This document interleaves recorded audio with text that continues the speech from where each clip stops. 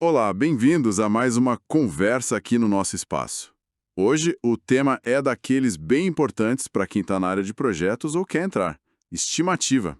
E para guiar a gente, vamos usar o Practice Standard for Project Estimating do PMI. É uma referência, né? Que faz parte do universo do Guia PMBOK. Aliás, para quem está chegando agora, a gente fala PMBOK, ok? E por que esse foco todo em estimativa? Bom, errar aqui pode ser um desastre para o projeto. É só lembrar de casos famosos, tipo a Ópera de Sydney. O custo foi, assim, muito além do previsto. Nossa, nem me fale. É um exemplo clássico, né? Exato. Então, entender como estimar, ou pelo menos o processo, é vital. A ideia hoje é desvendar o que esse padrão do PMI traz sobre o que, o porquê e o como de estimar na prática. Perfeito. Então vamos lá. O que significa exatamente estimar nesse contexto de projeto, segundo a norma?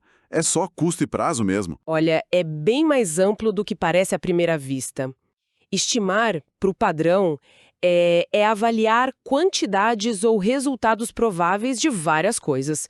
Sim, custo e duração são os mais lembrados, mas não para por aí. A gente estima também os recursos necessários, sabe? Pessoas, equipamentos, material, o esforço mesmo, a quantidade de trabalho e até os benefícios que se espera do projeto.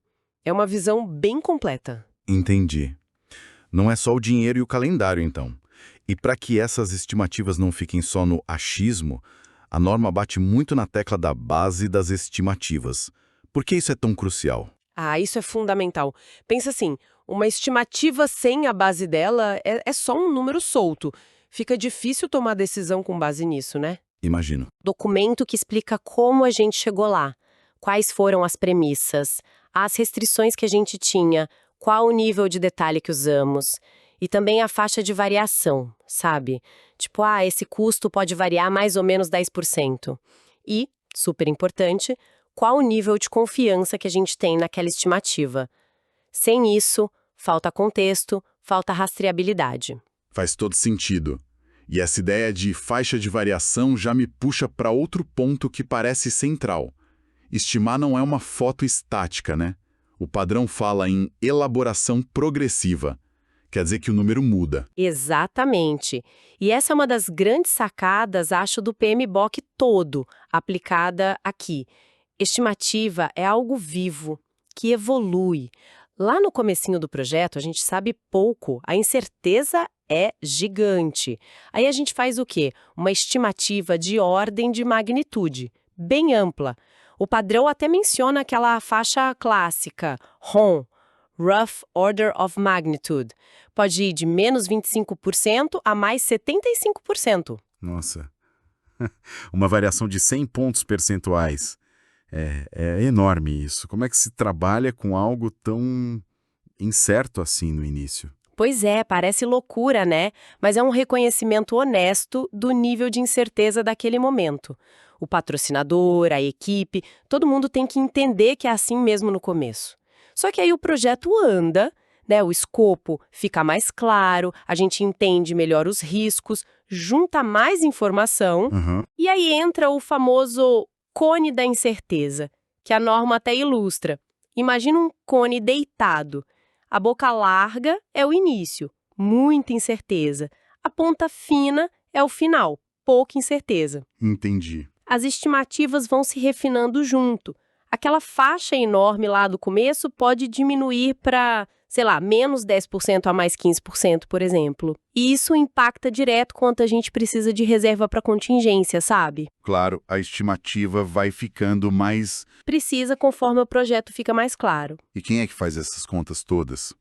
É só o gerente de projeto ali, quebrando a cabeça? Olha, a responsabilidade final costuma ser do gerente de projeto, sim. Mas a recomendação forte do padrão é: sempre que possível, quem vai fazer o trabalho deveria estimar. Ah, interessante isso. Por quê? Porque quem está na linha de frente, quem põe a mão na massa, geralmente conhece melhor os detalhes, as dificuldades, as manhas da coisa. Isso não só tende a gerar uma estimativa mais realista... Mas também aumenta o comprometimento da pessoa com aquele número, né? Exatamente. A pessoa se sente dona daquela estimativa. Mas, claro, não é só ela. Especialistas, analistas, outros membros da equipe, todo mundo colabora. E o patrocinador geralmente aprova o orçamento final, que é baseado nesse trabalho todo, é um esforço de time. Entendido. É colaborativo.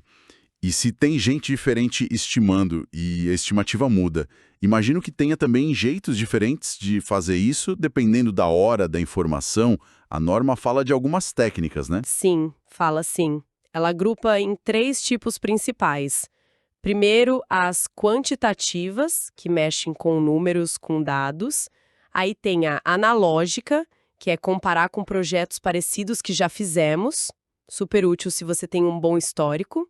Tem a paramétrica, que usa modelos, relações estatísticas, tipo custo por metro quadrado na construção ou custo por ponto de função em software. Sim. E a bottom-up, que é aquela bem detalhada. Você estima cada pedacinho do trabalho e depois soma tudo. Para essa, precisa ter o escopo bem quebradinho já. Essa deve dar um trabalhão, mas deve ser mais precisa no final, né? Se bem feita, sim. Depois tem a relativa. Essa é muito comum em métodos ágeis. Em vez de estimar horas ou reais, você compara o tamanho ou o esforço de uma coisa em relação à outra, usando o Story Points ou tamanho de camiseta, PMG, sabe? Ah, tipo T-shirt sizing, já ouvi falar. Isso. É mais para priorizar e planejar o fluxo do que para prever custo final exato. E por último, as qualitativas. Essas dependem mais do julgamento, da percepção. Entra aí opinião de especialista, observação direta, entrevista. São importantes quando falta dado numérico ou a complexidade é muito alta, sabe? A escolha da técnica ou a combinação delas varia muito. Depende da fase do projeto, do que a gente sabe, do que a gente precisa. Ok, perfeito. Então, resumindo a ópera, estimar é um processo contínuo, colaborativo, que precisa ser transparente. Serve para a gente tomar decisão, para alinhar o que esperar do projeto e para poder comparar depois o planejado com o realizado.